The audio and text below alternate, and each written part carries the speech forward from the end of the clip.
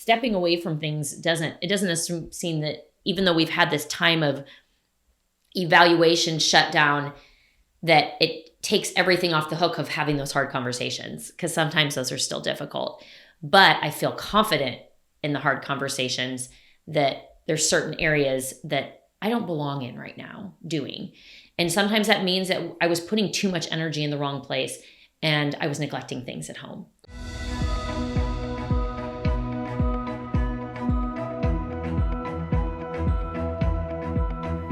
So we had something really fun this weekend, and I want to talk about it with our listeners, because I think that what really came down is that we saw how much people are missing community right now.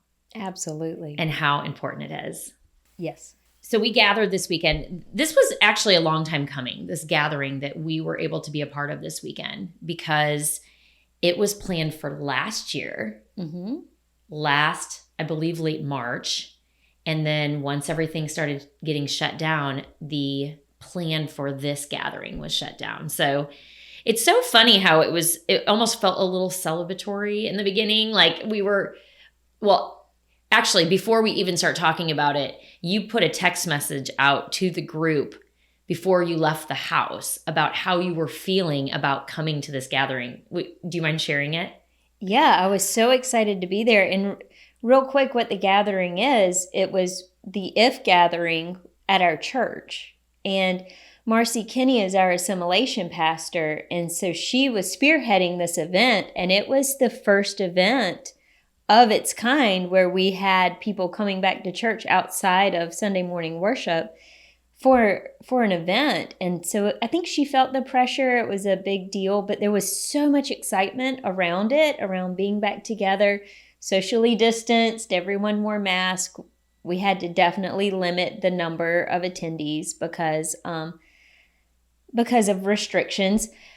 But that morning, I woke up so excited. Like my heart was just so full of joy. I had so much gratitude that oh my goodness, I'm about to tear up now remembering it. The women of our church were able to come together with an intentional design that we had laid out with the schedule, and I had tears in my eyes. And so I texted you and Marcy and I said, I'm on the way.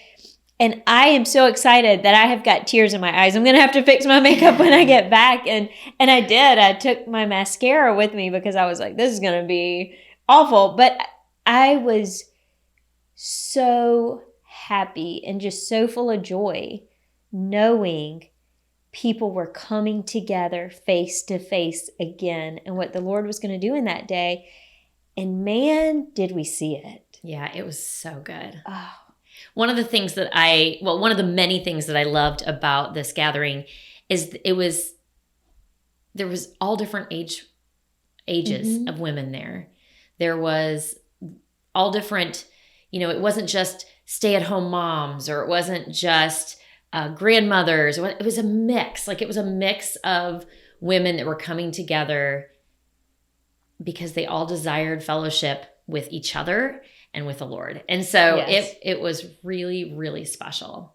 And all the speakers were through video because they had recorded it last year when they had the event. And then we were able to purchase the video, or the church was able to purchase the videos. And you and I were not a part of the planning last year. So we came in during COVID, during this time, to figure out what this could look like. And originally, we didn't think we would be doing it. We were hoping for the fall.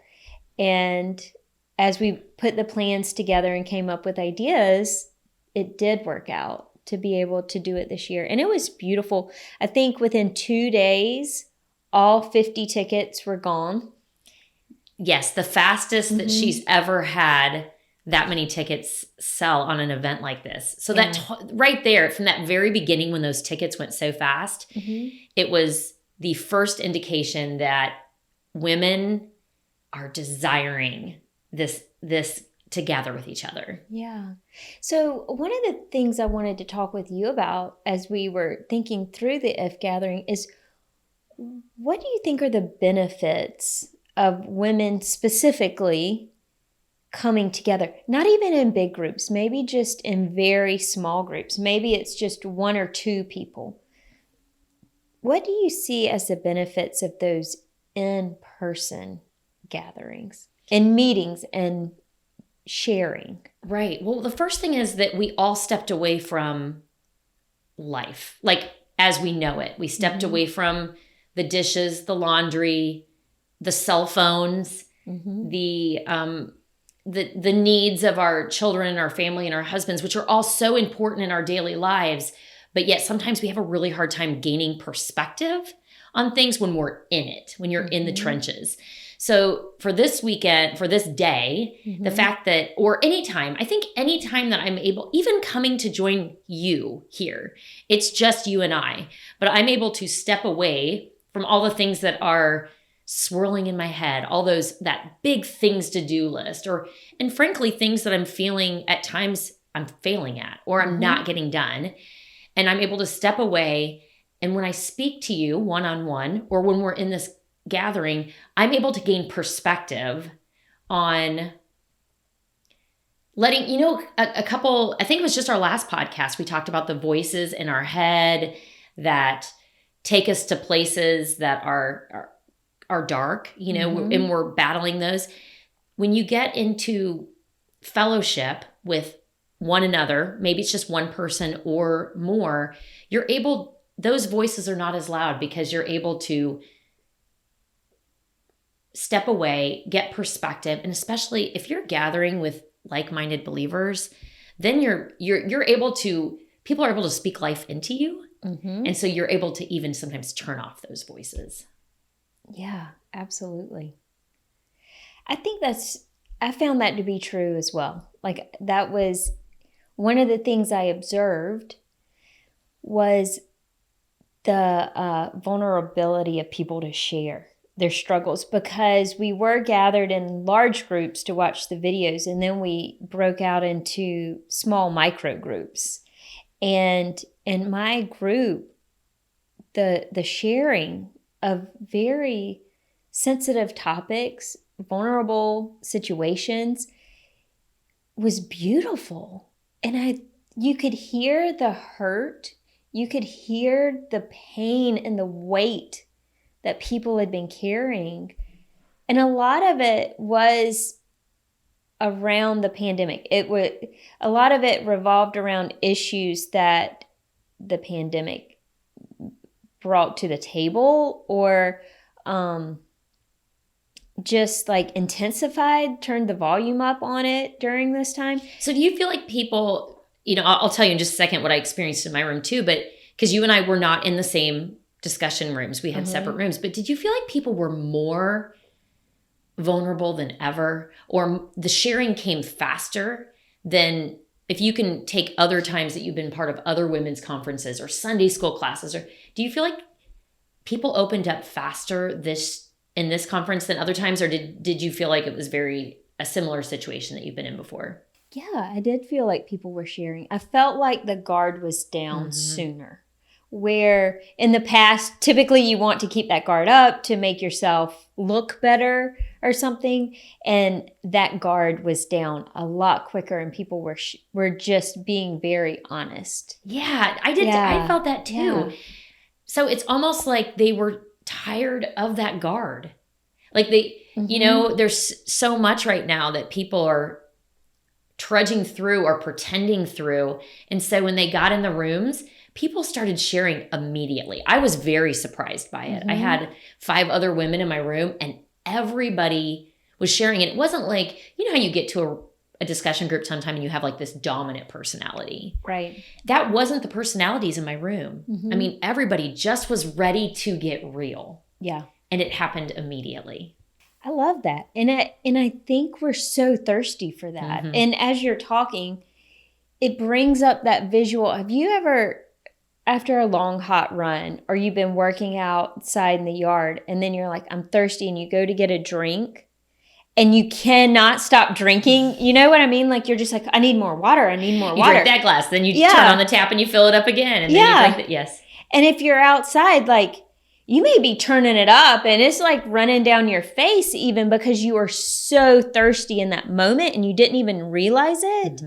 And I feel like we are emotionally that thirsty right now for connection. Mm-hmm. And we don't even realize it until we get that connection. And then we're like, I want more. I need more of this. And it's because we were designed for a relationship. We were designed for that connection. Like it's who we are. It doesn't matter what your personality is. You have been designed to connect with somebody else in this world. It's how we're made.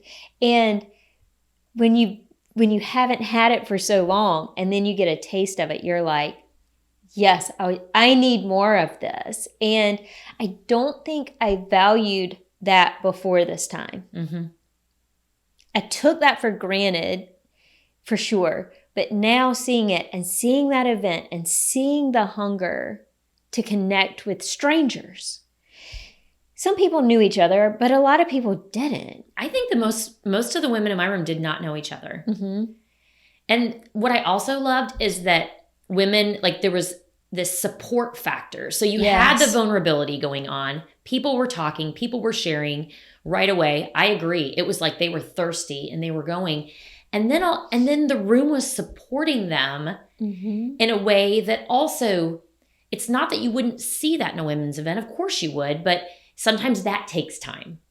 Yes. You know what I mean? There's a hesitation to come alongside somebody and just start loving them. Like it just takes mm-hmm. a little while. But I didn't see that here. It was like immediately we had people that were sharing and then people that were supporting. And even talking about it now, because you and I really haven't talked about it mm-hmm. After the event, but it was awesome. It was. And it really drove home to me the need that we have for connection, whether it's based around your faith or based around a hobby or based around a season for life of life. You know, maybe it's an activity you like to do. Maybe you are a young mom with toddlers. Maybe you are newly an empty nester or fresh or going through a divorce or considering maybe we need to separate. Like whatever that season of life is, having that community around you mm-hmm. is so important. And I've seen it in our neighborhood and I love it. I've seen community happen within our neighborhood. People are walking together and visiting together. And I think that didn't happen before this. But when whoever you're used to being around, you can't be around them, that need for community is still there. And it's so healthy. Mm-hmm. Like when you and I run together in the mornings and we talk and we share, something may be weighing on my mind. Like you said, I may feel like I am failing in this area. I am letting people down. And to be able to share that with you, and you're not like a cheerleader for me. You're not like, no, you're amazing. You can do it. Sometimes you just listen and that's all it is. Because sometimes I am failing. I am letting people down and you can't tell me that I'm not. Because it would be a lie, right. You know, but just sharing that struggle. And then a lot of times, what do? We do encourage people. We do share, yeah, I understand. I've been there too. To let somebody know, this may be your journey. This may be your struggle that you have to walk, but I have been there at some point. Or maybe I haven't been there, but girl, I'm here if you need a hug. You know, like just supporting each other however we can is so important. So I would encourage everybody, even if you're in a place where things are not opening up or you don't even know where to look for community, mm-hmm. just start looking. Just start seeking it because it really is so important. But so when you said you don't know where to find community, I will say because I moved several times mm-hmm. When my children were young. I mean, Illinois is our born and raised home base, and now we're in South Carolina. We had several moves in between there.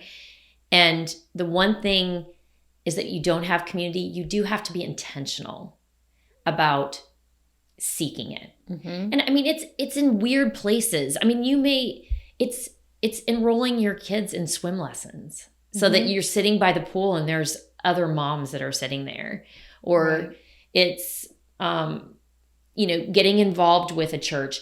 It's maybe calling that church and saying, I'm interested in finding someone to mentor me, or I would love, you're doing right now a very, very small group with just 2 other women. Go ahead and share, like, as far as what that looks like.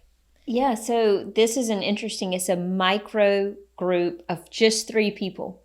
And I did not know either lady before we started. And I specifically asked to be put in a group with ladies who have already walked through the seasons of life I'm about to go through, because I wanted to learn from them. I wanted to grow from them. Even though it wasn't set up as specifically a mentoring group, we meet together once a week for 1 hour for 6 months. And there were no rules. You could read a book together. You could do a Bible study together. We chose to not do anything formal.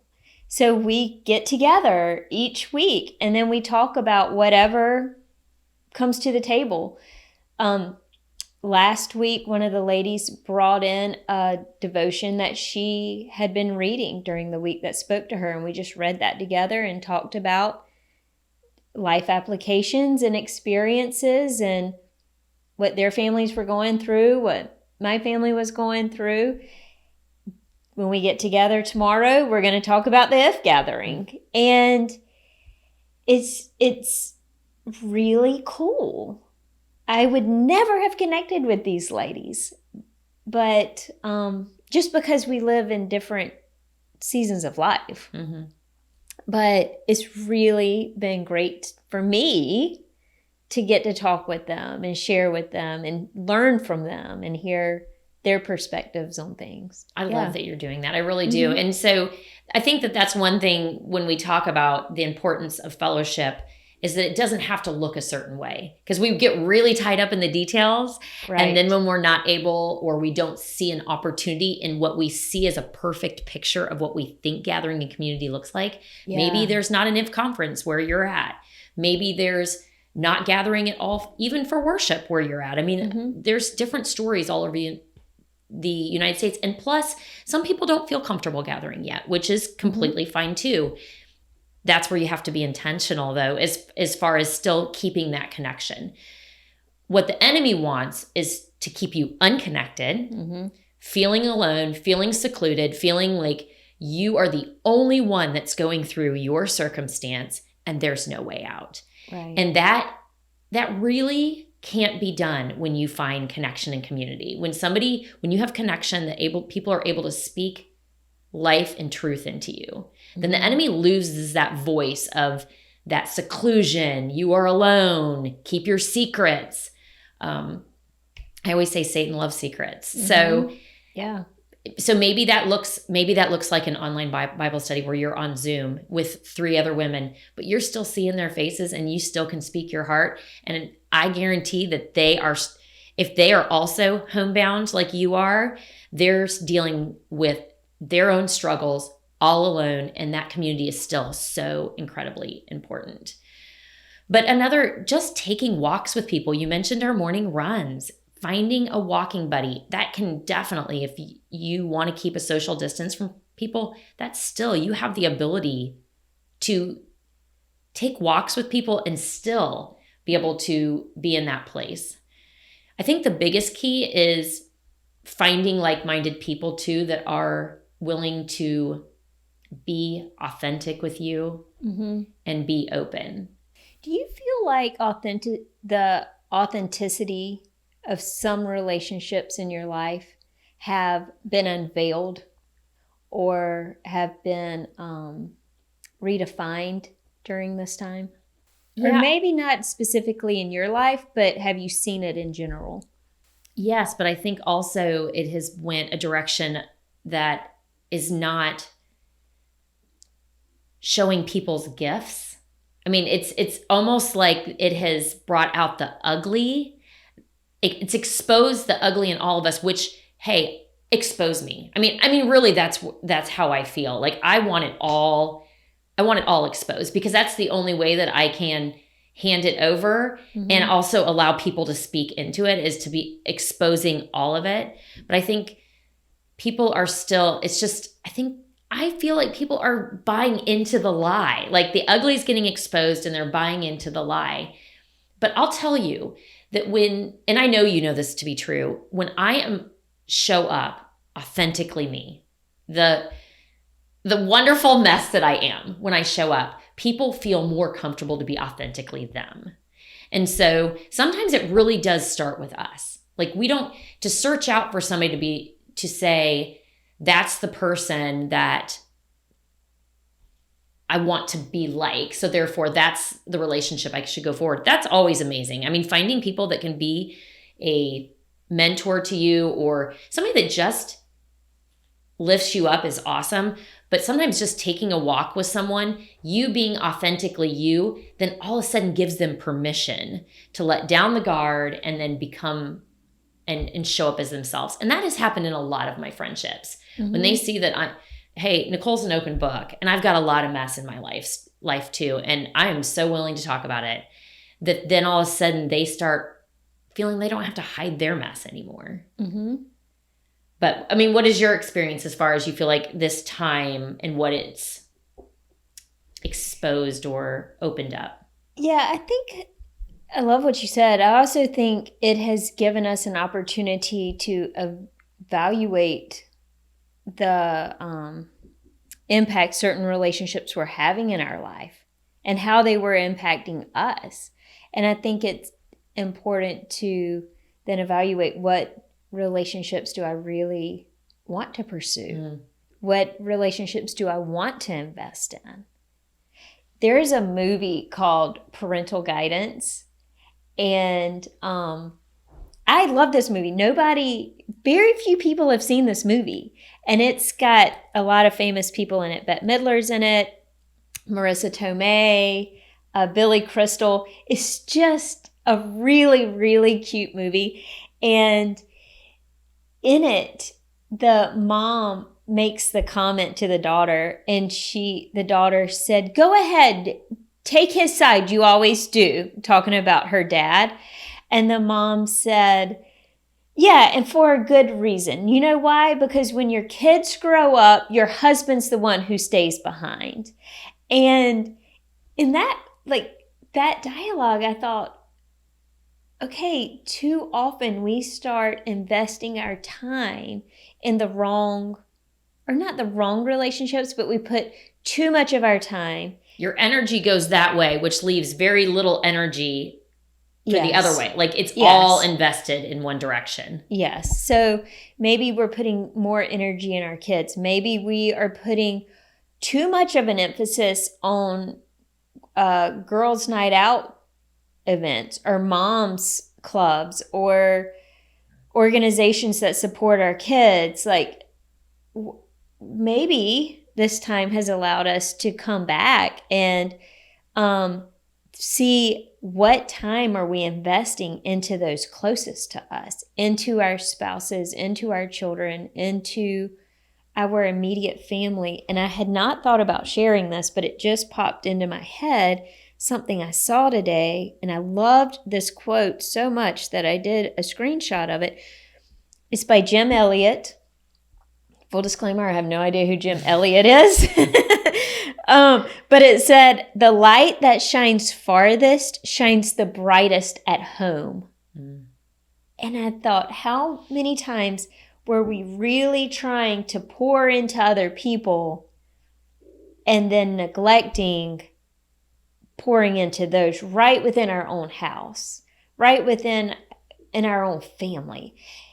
And I feel like that has been an opportunity during this time. So as you start trying to make those connections, because it's really important to have those connections, I think this is an opportunity to evaluate, what relationships do I want to go back to and start pouring into? And it might not be with a person. It could be a relationship with an organization. It could be a relationship with a club or something. Like, how much of me do I really want to put into that? Also, on the flip side, there may be something that's really tugging on your heart that you do need to invest in, and then bring your family along as well to have them reach into that organization or that club. It's actually really exciting. I'm just thinking about, as you're talking, the fact that we do get a little bit of a fresh start. Yes. We've had this time to evaluate, and then we get to have a fresh start on where we give our energy. Mm-hmm. That's a blessing. I mean, in all of this, that is a blessing to be able to, we've been backed away from things, and then we're able to go through and evaluate. And so I guess if I don't know if I've done an evaluation all around. I mean, there's definitely been some areas that I have decided that this was not, I wasn't giving my gifts truly. Like, I was just showing up. I was just checking the box. Mm-hmm. And so I pulled away. And it wasn't even, those conversations were still a little difficult. I mean, don't get me wrong. Like, stepping away from things doesn't seem that, even though we've had this time of evaluation shutdown, that it takes everything off the hook of having those hard conversations, because sometimes those are still difficult. But I feel confident in the hard conversations that there's certain areas that I don't belong in right now doing. And sometimes that means that I was putting too much energy in the wrong place, and I was neglecting things at home. Mm-hmm. I don't know. That's something truly to be thankful for, is that we've gotten this time to evaluate that. Yeah, absolutely. So one of my biggest takeaways was from the conference was the speakers were fantastic. Mm-hmm. They really were. They brought a lot of energy. They brought a lot of truth. They gave me things to think about, and that I'm still thinking about and chewing on and pondering, that are bringing applicable change to my life. And I like that a lot. But the desire for connection and the thirst that we have for human connection is something that we need to be aware of. And aware of all around the board, to our children, to our parents and our grandparents. I mean, this is not a age-specific need or desire. This is how we're wired. We're wired to live in community. Yeah. But we need to be aware of it, so that whenever we do open up and, you have that big glass of water and you are just chugging it, make sure you're chugging it. Make sure you're putting something into your life that's going to add value. Because you could be thirsty and chug water, or you could be thirsty and chug a diet soda, and that's not going to benefit you.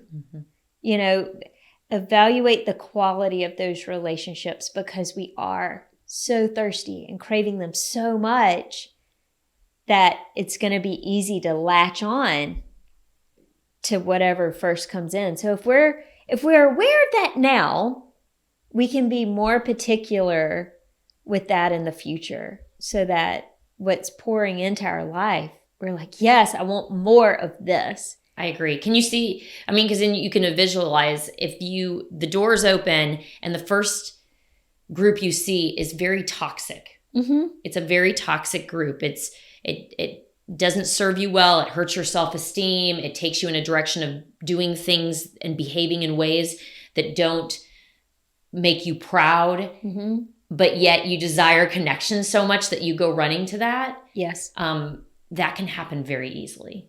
I love that you made that point. It is like your first week in college, where we speak into youth and we say, listen, be very mindful that you are creating community, and think ahead of time who you want to be in community with in college, because very toxic groups are very welcoming groups and very easy to go into, but that might not serve you very well during your college years. So be mindful of that. I feel like as adults, we are almost in that same scenario again right now. You're right. Yeah. You're right. Well, it was so wonderful to be together. I